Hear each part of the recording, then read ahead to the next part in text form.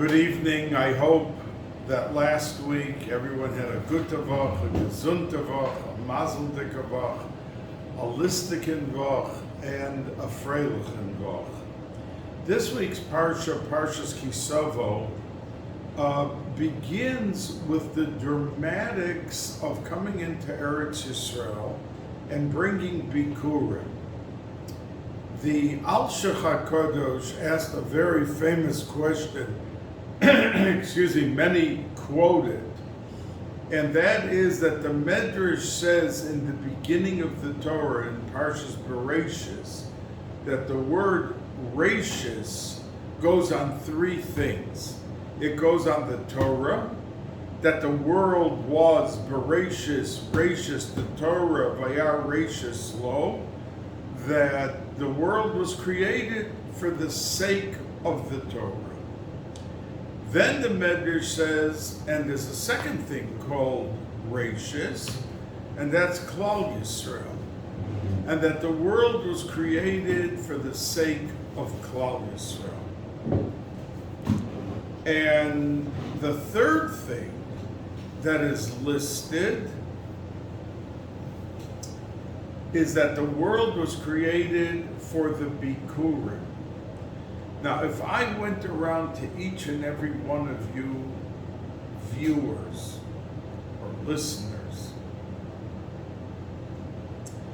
and I asked you, okay, list what you think are, let's say, the three most important in Yonim, that the world would have been created for that reason. So many of you would indeed say the Torah, and you would say Klal Yisrael, just like the Medrash says. But very few would say for Bikurim. We would say Shabbos, we would say Tefillin, we would say many other things by Klal Yisrael than Bikurim. I mean, Bikurim is mitzvah, it's choshev, and the whole Yerushalayim stopped when people were seen coming into Yerushalayim. With the Bikurim, they went out to meet them and greet them and sing, and there was a tremendous preference and priority given to the people bringing the Bikurim. And it was a very choshev thing. People toiled their fields, started off with dry land and had to plant and had to plow and had to harvest and had to go through a lot of things till they finally saw the fruits of their labor. So it was a big simcha, we understand, but we still don't think it's bigger than Shabbos. So why would the Medrash say, Bishvil Bikurim equal to Klal Yisrael and the Torah? And the answer that is given is that the Gemaras at the Al-Shech HaKadosh says that the Bikurim, when they were brought to the Bais Hamikdash, after all the singing and the greeting and the welcoming of the people who brought it, the Gemara says that the rich people who brought all their Bikurim in gold and silver vessels, they brought it to the Kohen, and Klal Yisrael was standing around watching what was happening. Then they emptied the vessel and they gave it back to the owner. But by the poor people who put a basket together from the shabbiest of the produce lying around, they didn't have gold, they didn't have silver, they had to bring it, it says as hatene biyodech, that they had to bring it in a basket.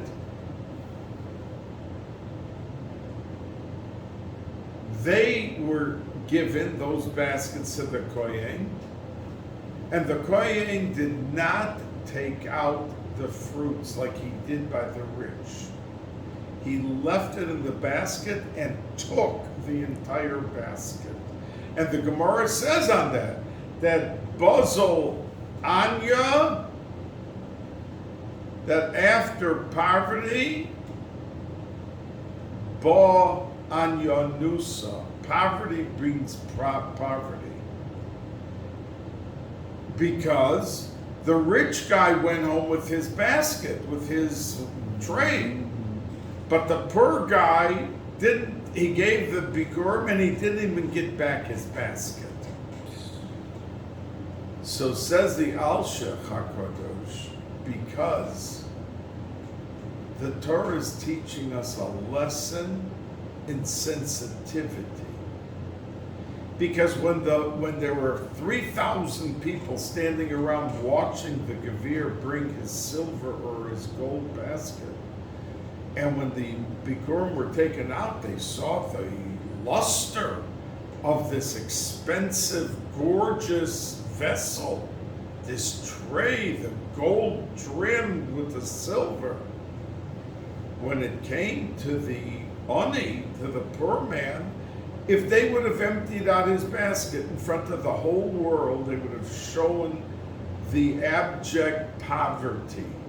They would have made a display of this poor man, how poor he is. So to save face, to save his embarrassment, not to cause him to be humiliated, the Kohen just took the whole basket with the fruits because it was a shabby, worthless basket, and just kept it so that it wouldn't be on display for everyone to see and embarrass this man. And that, says the Al-Shech HaKadosh, is the reason that the Medrash in Bereshis equates and says that the world was created for 3 reasons. Rashis, Klal Yisrael, Rashis, the Torah, but equally so, that a Yid who is a Yid and lives like a Yid, or he learns Torah, either of those two, and there's no sensitivity to save the shame and the embarrassment of another Yid, there is a problem. And in that triangle, in those 3 things, we put equal to someone who learns Torah, sensitivity and midas, and being concerned about how will he look in the situation with the bikurim. Another thing is, another teretz is said by other mefarshim, that it's a lesson in Hakaras Hatov.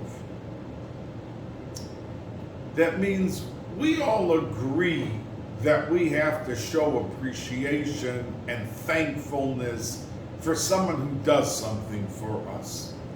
But how far does that go? And the Medrash is trying to underscore, this is not just like every other Inyan.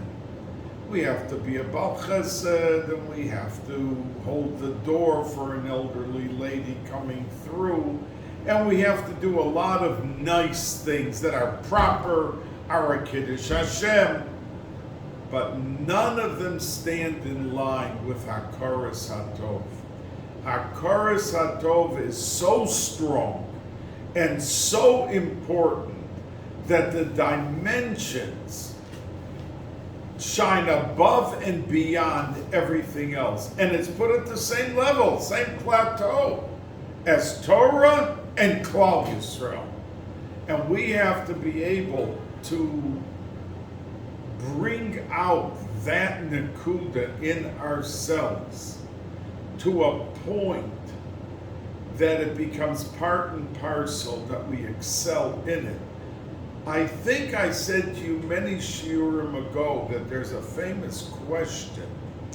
Why is it that Avram Avinu, who asked to save people in Sodom and Amorah, and he got nothing after all of his pleading?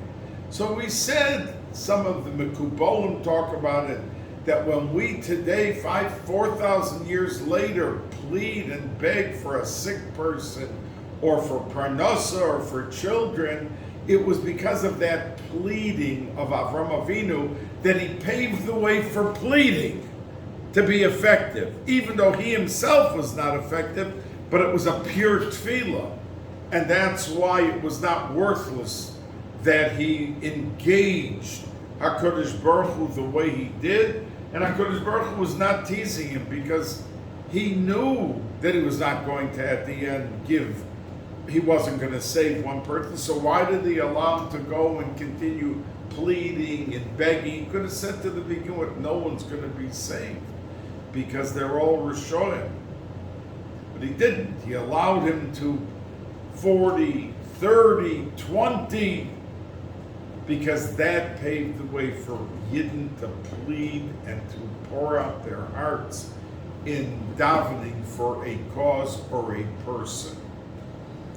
But we see that Lot left, and on the way, when he was escorted by 2 angels, as bad as he was, when there were supposed to be 5 cities destroyed, not just Sodom and Gomorrah.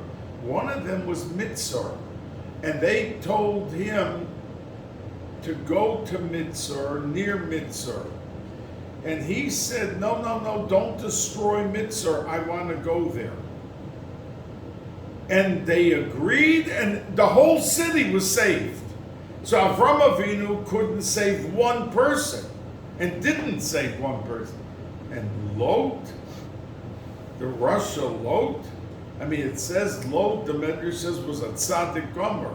But when he went down with Avram to Mitzrayim, those 90 days that he stayed in Mitzrayim with Avram Avinu, he fell into 42nd Street. And he never got out of it. And the reason that he wanted to go to Sodom, when Avram Avinu said, look, you go right, I'll go left, and he chose Sodom, so it says that he wanted the grazing and the landscaping was so opportune for his cattle. That was the reason. But Rashi brings a Chazal, he only wanted to Sodom because of the immorality, that he was going to go there and have a good time.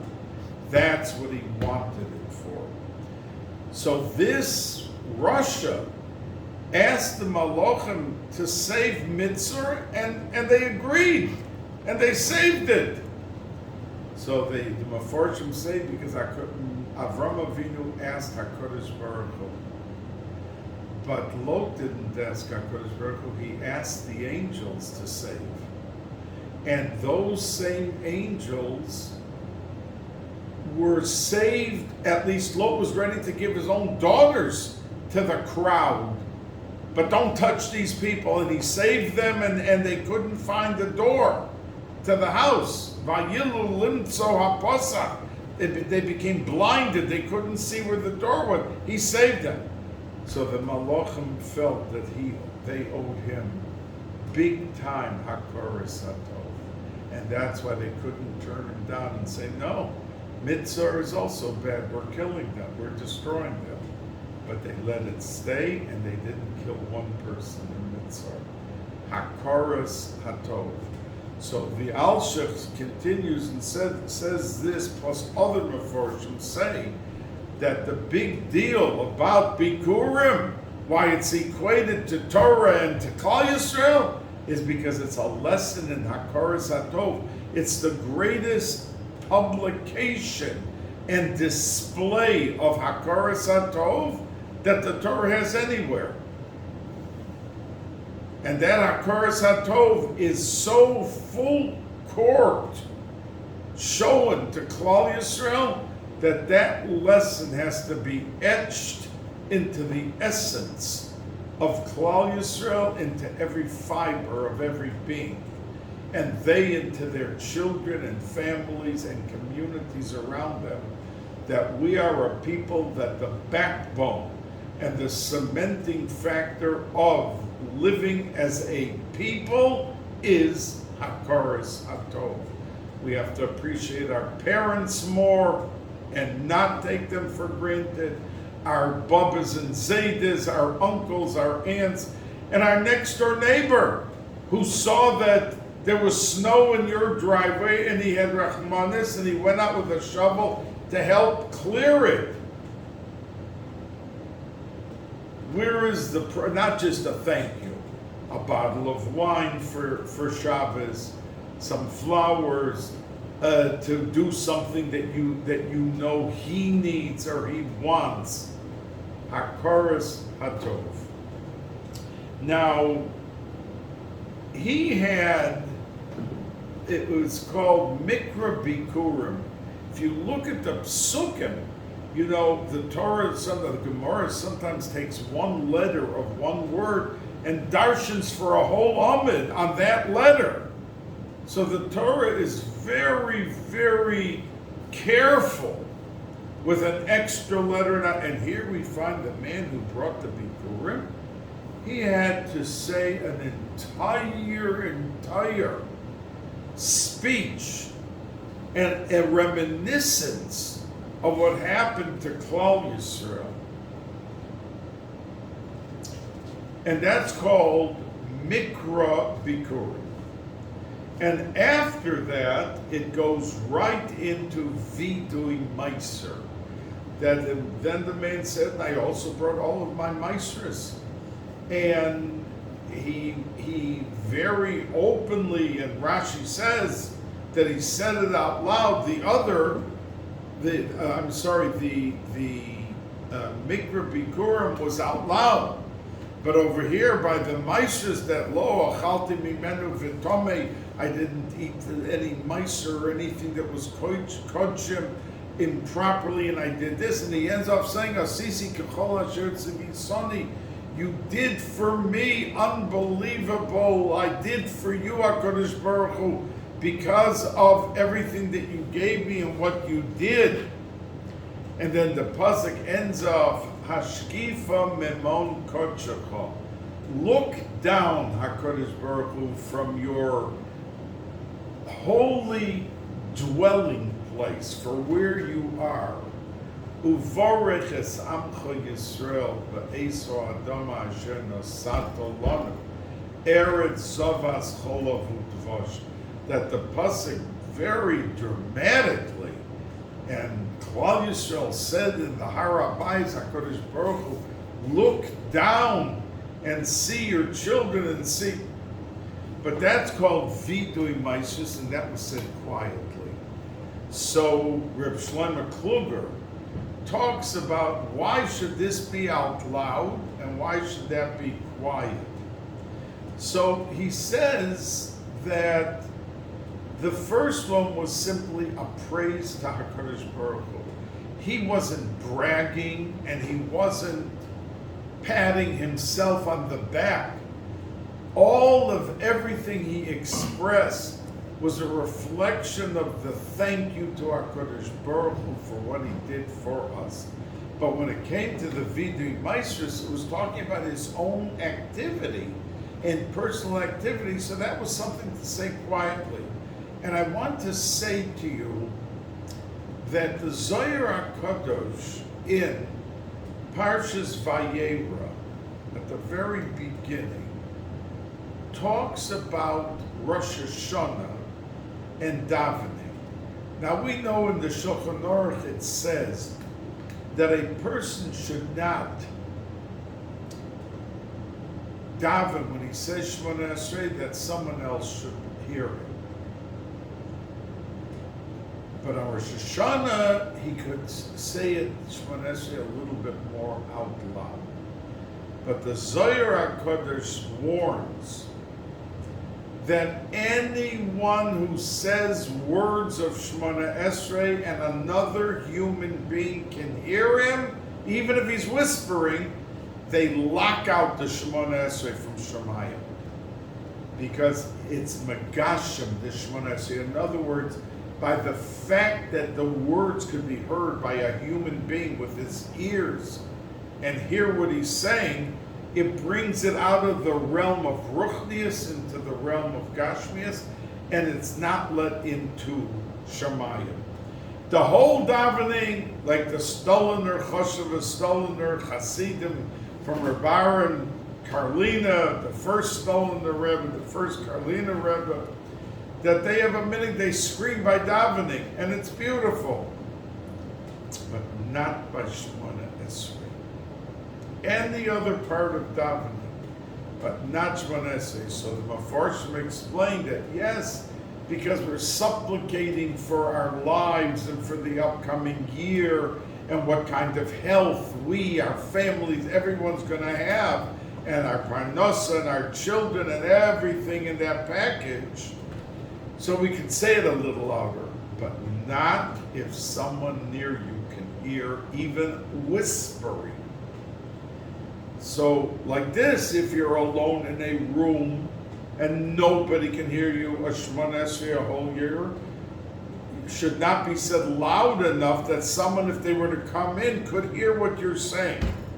So we say always Shemona Esrei quietly, quietly, quietly. But when it comes to Rosh Hashanah, we could say it a little louder, but only if no one near us hears it, because then it disqualifies the whole Shemona Esrei. So the point being that when it comes to a praise of HaKadosh Baruch Hu, we could say it out loud, like the Mikra Bikurim, he said everything out loud, and it says B'kol Ram. Rashi brings that out loud. But when it comes to Vidui Maestris, which he says before HaKadosh Baruch Hu, I was careful with this, with the Meiser, I was careful with that, that's still what you did. And you're proclaiming it, and it can't be turned into a pat on the back and, Rabbanah Shalom, look how great and wonderful I am that I did this and this, and that he says quietly, because that is a reflection of how he handled his job and the activity of Maestris. Now, the Torah continues on, and it has 11 things that people are cursed for. And I kept the Chumash open because I wanted to read, for instance, it says, Oror Makla Ava V'imo. If somebody hits his father and mother, V'omar Kol Ha'am, Amen. Next, Oror Masi Gevul Re'eu. That if somebody opens up a grocery 100 feet away from another grocery, that's called Hasagas Gevul. The person has his parnasa from that store. You have to come on that same block with the same produce and products to sell. Maybe you're taking away from the person his parnasa. So it lists 11 things, and all Klal Yisrael had to answer Amen to it. Now, I wanted to tell you two things about this. The first thing is that the question is asked, there are much worse things than, it says, Oror Mashke Iver Badorah, that if somebody misleads and sends in the wrong direction, a blind person, now that's a terrible thing to do, but is it equal to Chil Shabbos? Is it equal to eating on Yom Kippur? Is it equal to eating Chometz on Pesach? So these 11 things that the whole Klal Yisrael had to answer, Amen, that somebody should be cursed for this and for this and for this. Why these things, which are all very bad, but they're much worse things in the Torah? And they answer and say, because all of these things listed are things that nobody else will see. That no one, like the first one says, someone that makes a molten image, a avodah zarah, and he does it secretly. And when a person hits his father and mother, most of the time his parents are in the house, no one's going to see that.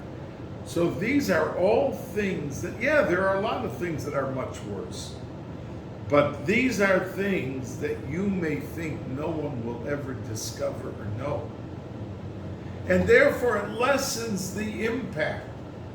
And therefore the whole Klal Yisrael, when it says that somebody went up to his father or to his mother and gave them a punch, that there's a black and blue mark on the parent, and no one knows about it.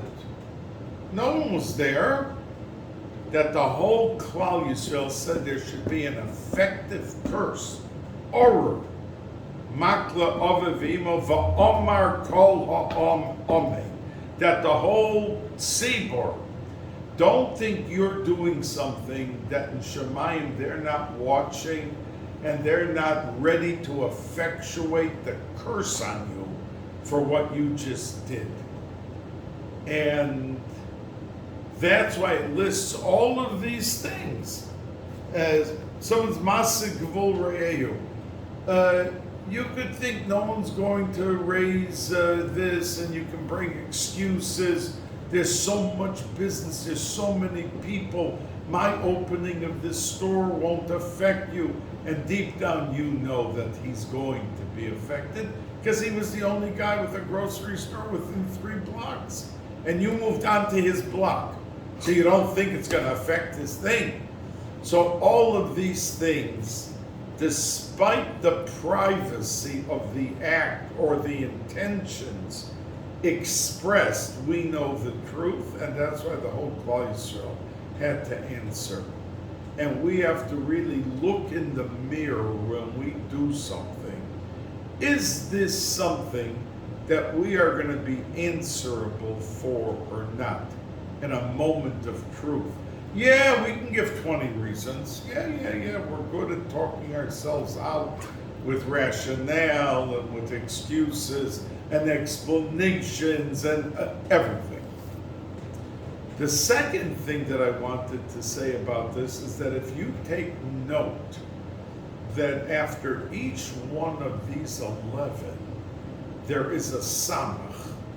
There's a letter which means it's sosum. It's like the end of the statement and there's nothing connected afterwards. Sometimes you see there's a pay, which means it's a parsha. It doesn't mean it's sosum. It could continue one from the other. So over here by the 11, 10 of the 11 have at the end of a pasuk a big samach. This statement is a statement in and of itself. It's not connected to anything else. But when it comes to the last statement, and it goes into the arroyos shortly thereafter, so the Meforshim say that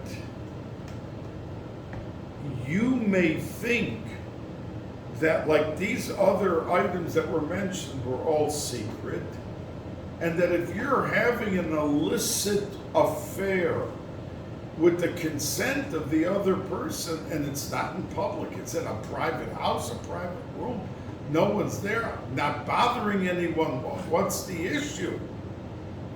So therefore there's no samach at the end of this whole order that have a samach. When it comes to the 10th one, it goes into the 11th one to let you know that it is connected, that order. And we're talking about things that most people wouldn't see. But when it comes to taiva, that it's so delicious or it's so desired that you'll give, the Yetzer Hara will give you 20 reasons why it should not be. You're not bothered. Hit a mother or a father, that's hurting somebody else. Or masik gavul. Or having avodah zarah b'seiser because you affect everyone in the household. But when it comes to our royos, what's the problem? So therefore it was connected over there. And we are all guilty to one level or another of our rationalizations and things that we think and justify because of public exposure, not public exposure, and what we do and how we do in our daily lives. Now, in the statement of the Mikra Bikurim, one of the Psukim say, and we say it on Pesach, Vayareu osanu hamitzrim vaye'anunu. Now, what it means is that the Mitzrayim were bad to us. But if that's what we want to say, the pasuk should have said Vayareu lanu. The Mitzrayim were bad lanu, to us. Vayareu osanu, which is what it says, means they made us bad. Not they weren't bad to us. Vayareu osanu hamitzvah. They were bad. They made us bad, but that's not what we want to say. We want to say they were bad to us. So the Meforshim say that the pasuk specifically used that lashon, and correctly so, because we don't want to just say that they were bad. We know they were throwing the children into the water. They were into the cement. They were miserable to us. But by living in Mitzrayim and watching all this merciless behavior to newborn babies and to the people, how they were treated, they changed the fabric of the person. That means if somebody never saw someone get killed, and at age 79, he was standing in the street and he saw a car stop and someone get out of the car and pull a gun and shoot somebody in the middle of the street. He could faint, he could be terrified, he never saw such a thing in his life. That's why children who never saw television with the shooting and the killing, like children who grow up in Square Town, that there's no televisions and there's none of this, they've never seen a scene of someone being killed. And someone with a television in their house, the kid at age 7 could have seen 100 murders in the week that he's watching television. So it desensitizes the person. And that is exactly what the pasuk is telling us. Vayareu osanu hamitzrayim. The Mitzrayim made us bad by making us stand there and watch them throw 30,000 children into the water. We were not in the same shock the way we were the first week when we first saw it. They desensitized us. They changed the fabric of the essence of our very being. And the Chavetz Chaim, it is told, during the war, probably World War I, they had to evacuate Radin. And they went to another town nearby that was safe. And after the war, the tumult, the battle was over, they were able to go back home. When they got to that city, so the first Shabbos, for the first time in his life, the Chavetz Chaim saw someone being Machal Shabbos, a Yid. And he fainted on the spot. Because in Radin, he never saw a Yid being Machal Shabbos. The second week, he did not faint. Walking to shul, because that's what the pasuk is telling us, that the Mitzrayim brought us down a level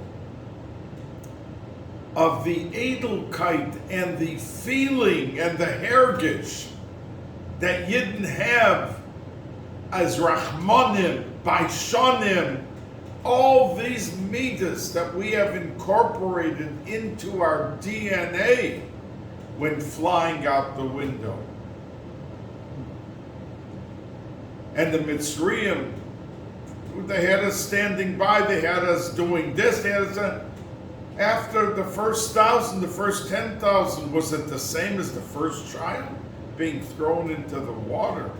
And that's why the pasuk says, "Vayareu osanu hamitzrayim." They made us bad because they did change the level of sensitivity that we had as an individual person.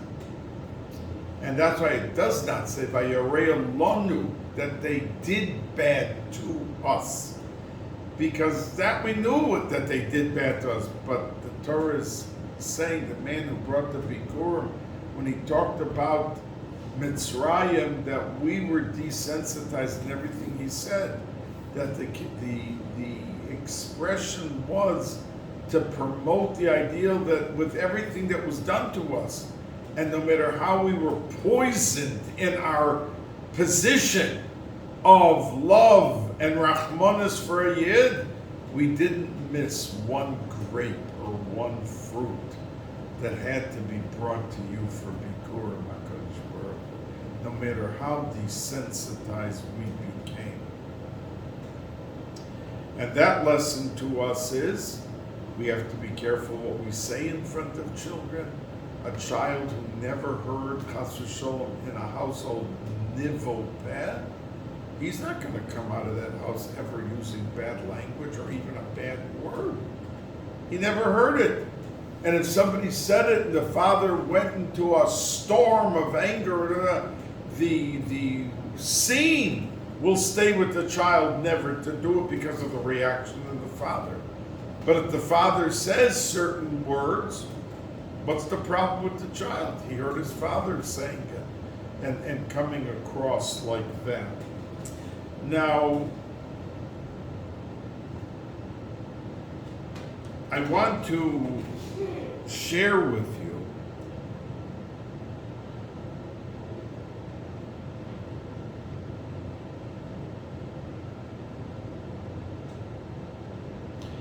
that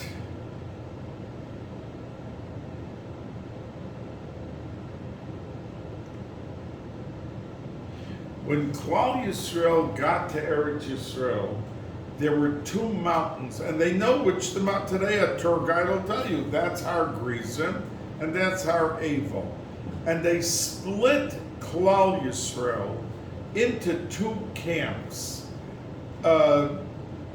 The bracha came from Har Gerizim, and the klola came from Har Eval, and they were split 6 and 6. 6 of the Shvatim stood on one by one, and 6 on the other side of the other. And it was to bring out the point that in receiving a bracha or a klola, it doesn't minimize the Kedusha as a Yid.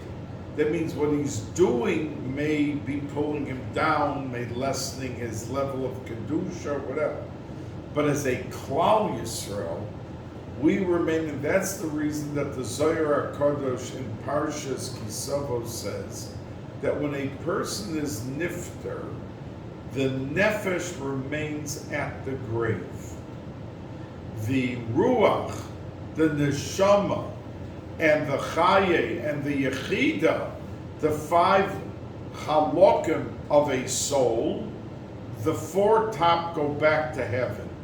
They remain untouched. It was the nefesh that every aveira affected, and that nefesh remains at the graveside. And that's the reason we have 5 tefillas on Yom Kippur, because myriad is keneged the nefesh, and we then go to Shachris keneged ruach, and then Musaf keneged neshama, And that's the reason that Mincha is Keneged Chaye, and then Yechida, which is the highest and only revealed once a year on Yom Kippur by Ne'ilah.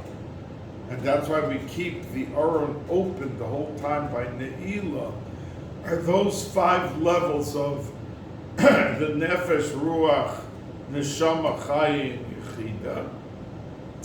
And that opens up the realm of that, but that Nefesh remains by the grave, and that's why we, as a sensitive people, go back so much to graves and to Kvarim and to Kvarim of Tzaddikim, because they can hear us. The Nefesh remains there. And that's why the Shulchan Aruch says we're supposed to go before Rosh Hashanah to the grave of our parents and grandparents, so that they, when we ask them, they hear us, that they should intercede on our behalf for the new year, Haba Oleinu L'Toiva. And it's not just an emotional experience or a sentimental experience, it's because they're listening. And that nefesh that we possess and everything above it, which is untouched, like it says in the neshama, there's no scratch or dent on a neshama. A person could have lived his whole life with averos. The scratch and the dent go onto the nefesh. And that's where we do tshuva. But the neshama shenasata be tahorehi, that we cannot affect, no matter what we do as a people, our neshamas. We affect the nefesh. And that's why equally they stood by Har Evel, the curse, where all the curses emanated from, and Har Gerizim, the brachas. I mean, somebody could have said, I don't want to stand here with the klolos, let me be on the side. Why those 6 over there and we're over here? Because they knew that the essence of every Yid's neshama is the same thing, with the curse or with the bracha. The only issue is how to get them to that essence of where they originated by cleaning up the mess with their nefesh, but not with neshama.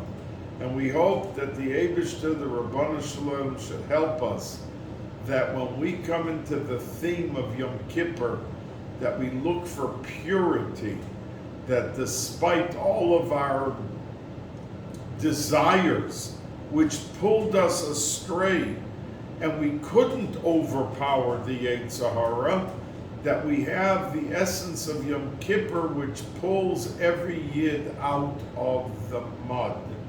And that we as a Klal Yisrael should not only be pulled out individually, but the entire Klal Yisrael, and then propelled into the realm of Geula Shalema. And everyone should have the upcoming week, Ach Tov Chesed, and that everything should be only the best in terms of health, in terms of bracha, in terms of parnasa, in terms of nachas, that we should be able to actually see the beauty and the dignity of all of that showered onto our families and onto our community.